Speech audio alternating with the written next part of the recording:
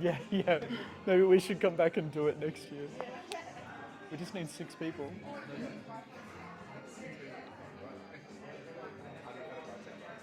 no, halve it, 400. I'll invite you all back here next year. All right, Paul.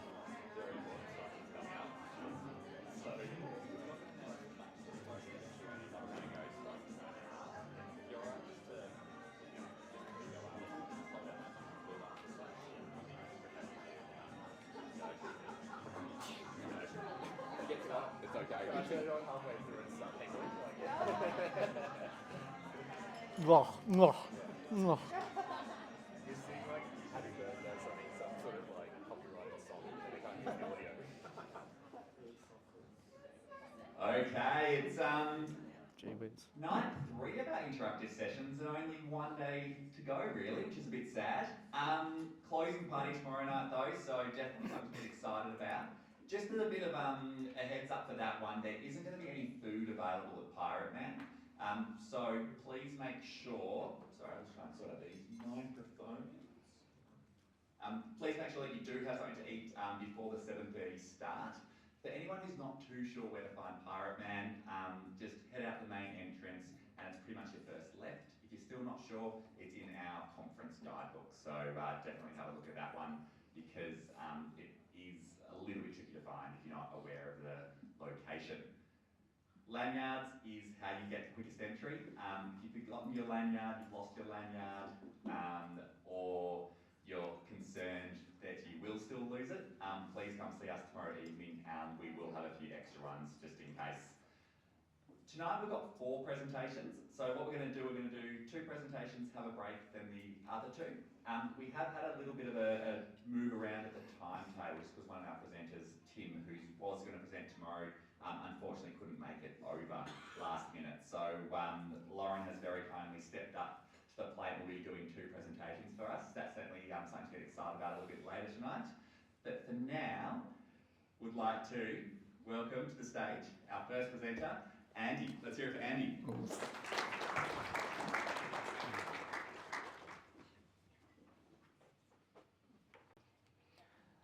So I wanted to discuss a case that I've had recently. And I just wanted to say thanks to Quinton and Dylan and our unofficial sponsors and supporters, our various EBAs and the government ATO for supporting us being here to advance our education. We've been at Niseko actually, and we had a Bluebird Day the other week, and I just thought everyone might appreciate the view of Mount Yoti here. It's quite special. So I have no disclosures to make. I've been working at the Alfred in Melbourne for a while now. I'm doing my anaesthetic training there. I work at a little hospital doing some governance and board stuff, and I do a bit of lecturing at Monash University in the MICA program down in Melbourne, if anyone's involved in that. And I started off in QAS many years ago, and that's where I am now.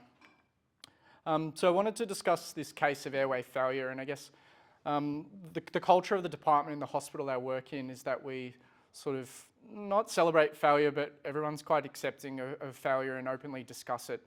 And I guess I just wanted to sort of present a case, in that fashion, the way that we present it through our mortality and morbidity process. Having worked in a few organisations, a few ambulance services, both in Queensland and Victoria, I know necessarily failure or underperformance isn't necessarily supported in the same way that it is where I work now, and I just wanted to sort of share this concept with everyone. And there's a sense of psychological safety that goes away with discussing failure and underperformance. So I'm going to come at this case more of a review of the governance and processes after airway failure, so when things don't go right for you, which practitioners through the room, if you've been doing it long enough, it's probably happened to you. And I think there's an abundance of literature and processes for the clinical approach to difficult airway and about airway failure, but there's nothing about systems after it, how you support the patient, how you support the clinician. And that's where I'm coming from. So the case that I'm presenting now, it's been presented with permission from the patient. I've changed a few small details to hopefully sort of garner their privacy, knowing that it's not a bigger community, Australia. So a 72-year-old male presented with a 3-day history of worsening throat pain, dysphonia and fever. Had 2 presentations to an online GP service. Patient was quite proactive in sort of seeking care. Due to sort of COVID issues, was still quite hesitant to present to a GP service. GPs, probably rightly so, gave some antibiotics and a bit of steroids, sort of settle things down, and then called the ambulance. I think it was like a Friday morning, couldn't sleep all night, completely sleepless, drooling, couldn't get to bed all night, was sitting up in a chair and was presented sort of bolt upright in the ambulance stretcher in the ED bay. The gentleman had type 2 diabetes, had a long history of that, pretty tenuous control. He's on 3 agents. He had a high BMI and obstructive sleep apnea. The airways assessment, or there was suspicion of extensive airway sepsis, epiglottitis, laryngitis and glossitis. He had a high BMI, very large neck. He looked end of the bed, very difficult to intubate. His Mallampati was like 4, but his tongue looked like someone had put like a beef steak on it. It was massive and took up most of his mouth. And despite his like high BMI, he had sort of pediatric airway signs. He had tracheal tug and subcostal recession, despite like a sort of having a bit of a tummy. And he had poorly palpable neck anatomy on top of that. So there was a lot of sort of subcutaneous tissue overlying the airway anatomy. The ED had started him on some nebulized adrenaline and some IV adrenaline, sort of just in respiratory extremis, and called the ENT surgeons and us, the anaesthetic team, for immediate attendance in ED, and we sort of arrived as the ambulance was sort of wheeling him in. We had an elective case upstairs for a knee replacement that we actually deferred, so we kept that theatre on hold while we were sort of sorting this guy out. The ENT surgeons were able to do a fine nasal endoscopy, so a little camera down the nose to have a look at the top of the airway. For anyone that's not too familiar with this, the image on the far right in the red is like normal, and then on your left is sort of abnormal. And he's got really large swollen epiglottis, and you can see a little abscess on the epiglottis, that little pimple on there as well. And as he was breathing, the airway itself was actually moving up and down. He was that sort of semi-obstructed. And you can see the camera is very fogged from the sort of volume of breath that's coming in and out. And it looked like everything was going to be very difficult for us. So we had an ENT consultant and registrar. We had an anaesthetic consultant fellow and registrar. And we had a discussion with the surgeons that would take the patient straight up to theatre. The ENT surgeons had a sort of preference for an awake fibre optic, which is where we use that little camera to sort of, slide a tube down into the airway with the patient awake. We discussed some other options, like a gas induction, where we sort of slowly introduce a bit of anaesthetic gas using a mask over the face and sort of drift them off and keep them breathing the whole time and intubate them breathing. And then we also described or sort of discussed a combination approach where you use a video laryngoscope and the sort of little camera with the tube on it to intubate. And then we discussed maybe using some sedatives and analgesics. But we decided between all of us that the plan A, the first thing we would try would be the awake fibre optic, and the plan B was going to be front of neck access, so a kyco access. And the ENT surgeons were going to be scrubbed and ready with a full theatre team ready to perform that. The first attempt, the patient obstructed and became distressed and didn't tolerate the initial attempt at the procedure. And the second attempt, we managed to pass the scope, but were unable to actually get the tube off the scope down the airway. The laryngeal inlet was too small, and the patient completely obstructed. And despite all the good setup and sort of planning and the things that went well, this is where everything sort of went not very well. So when he started to obstruct, he sort of blocked off the cannula in his arm and made it very, very difficult to give him an anaesthetic to put him to sleep to facilitate the front of neck access. He immediately desaturated with that. And as we were sort of tenuously trying to anaesthetize him, the trainee surgeon was also trying to do the front of neck access. And the patient was sort of semi-anaesthetised at that point, continued to desaturate down to 30 or 40%. We got the horrible sound of the really, really low sats. And then eventually they were able to place the trachea in the right place. But as that was placed, he had sort of a large aspiration of blood as the sort of airway obstruction was released, and he sort of further desaturated. And this happened over the period of sort of 1 to 3 minutes, and was a very stressful time for everyone that was there. We're able to pop the same scope down to suck some of the blood out of the airway, and with some recruitment manoeuvres, he sort of came back normal. We gave him some antibiotics, a bit more steroids, called the ICU to come help us, and transferred him there. And we were left feeling very, very, very deflated, and very upset about the sort of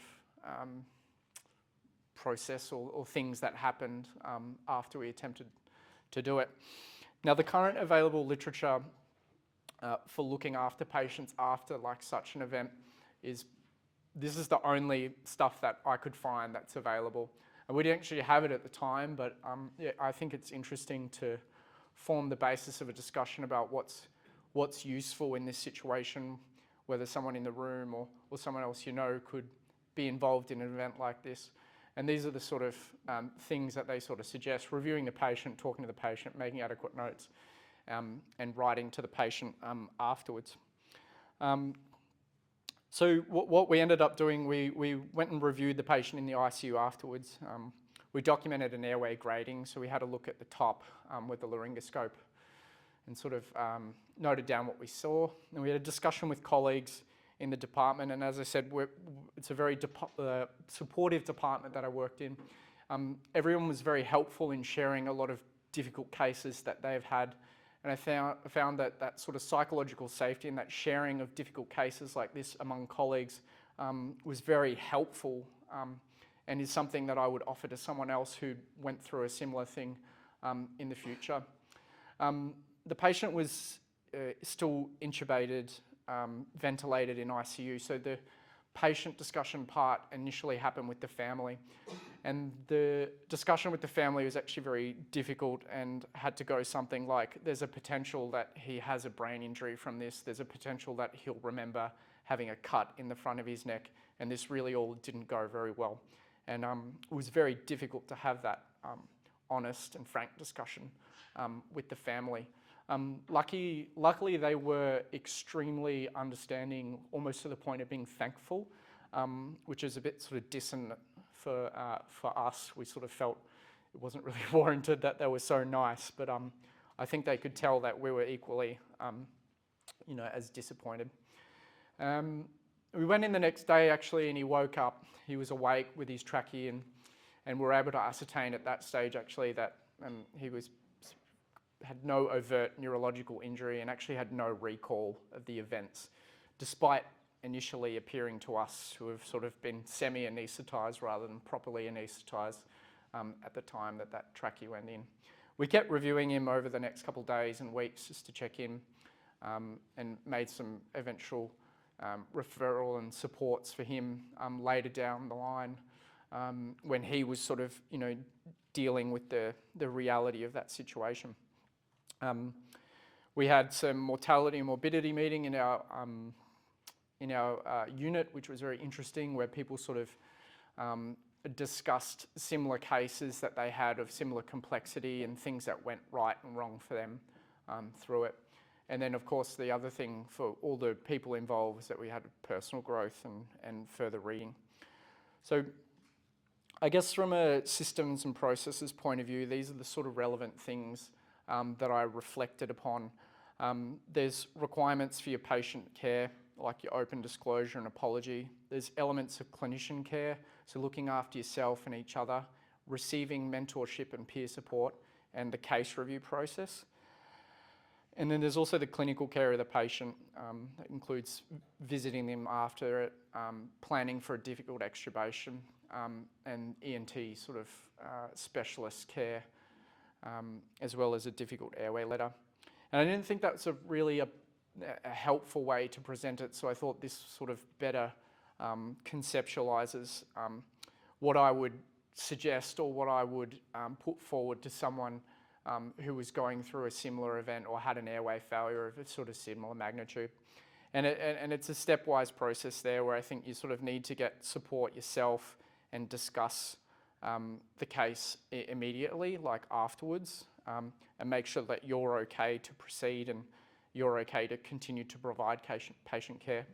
And then I think there's elements of immediate patient care that need to be addressed early, like open disclosure, involvement of the family and offering apology. And then there's post-clinician support, which I think is really important as well. So that's as the sort of reflective process starts, is that involving your colleagues or a peer support service to make sure that that reflective process and learning stays positive and doesn't become overly negative, and that you can sort of navigate out of it. And then there's often important elements of the post-patient care, which I found was revisiting the patient and seeing them improve and get better and make their journey outside of hospital, or that might be a different trajectory just depending on what happens as well. That might be post-patient care, looking after the family, revisiting with the family, checking in with the family that they don't need more support. And then I think the final things are just to ensure statutory obligations are met, like high quality documentation, mortality and morbidity participation, and the disclosure or candor requirements are met and documented, and any notification to indemnity services. And I put workplace culture at the centre there because I think that the organisation you work in, or the branch, or the ward, the team environment is what is the most important thing in making this a positive process, and supporting each other or supporting your colleagues in a meaningful way is probably the most important thing to allow clinicians to improve and do better when things don't go right. Interestingly, this gentleman went on, I think about a week later, to have a failed intubation from the top end for similar circumstances and needed another trachea placed, and then ended up having quite a prolonged inpatient stay, but ended up going home completely, fine.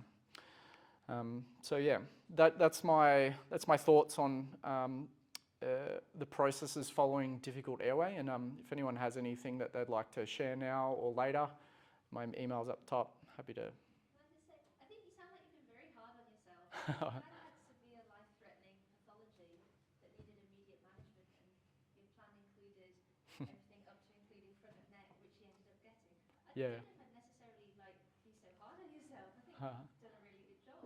Yeah. The guy desaturated to 30, but okay, that's fine. That happens. But he's walked out of hospital absolutely fine. I would give yourself a pat on the back. Yeah. I guess I agree. I guess the I feel part of it doesn't feel like that. When things don't go right, like you sort of set a system and a plan and you hope that it's going to follow it, and you set all these things as backups. And I suppose if you were doing a routine intubation in other circumstances and ended up in a CAICO situation, you wouldn't feel as though that all went right and that's the way that I would do it all again. And there are things from this case maybe that I would go back and change and that are positive to learning. But I think when things don't go right, and I've had various friends have similar situations, and I know when you're the person there and you don't feel like it's gone right, I agree with you, but also Yeah, I wouldn't be so hard on yourself. yeah. Question at the back, nice big voice. I agree with that comment. Following the plan B, you had a plan B which was a positive. You followed it and it was successful. Yeah. So I agree with that. Yeah. It wasn't a failed airway. You actually established an airway and the patient had no long-term complications. What would you have done differently? So there are a few things that I think we would have done differently. I think I probably would have done a gas induction and kept him breathing. I think we learned that local anaesthetic in the front of the neck with adrenaline is really important because hemorrhage control was something that we didn't have, so that sort of complicated it. I think we discussed, using some opiate or sedative to facilitate the intubation. I think every time we passed the scope in, this guy just obstructed. But it didn't help that he had no opiate or no sedative analgesic on board to sort of help that process. So I don't think we're necessarily ever going to get the tube in with an awake fibre in this guy, because we'll just sort of like cork in the bottle, obstructing him with the fibre scope every time we put it in. The other thing is that having the drip in the right place and a rapid sort of anaesthetic plan would have been something that I'd change as well. So they're minor things, but I guess the sense that, it was a failure or that didn't go right is something that I'm sort of proposing a bit of a model on how to deal with. Thank you. Awesome. Let's hear it for Andy.